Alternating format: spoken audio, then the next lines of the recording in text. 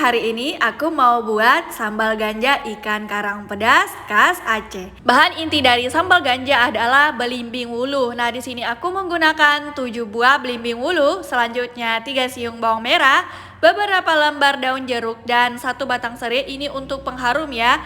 Cabai rawit yang banyak dan secukupnya garam.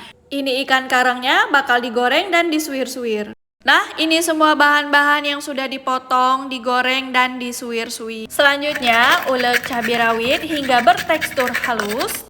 Setelah halus seperti ini, masukkan bawang merah, ulek hingga merata. Setelah bawang halus seperti ini, masukkan belimbing wuluh. Setelah belimbing bertekstur halus seperti ini, selanjutnya masukkan ikan karang. Selanjutnya, masukkan serai dan daun jeruk. Sambal ganja ikan karang siap untuk disajikan.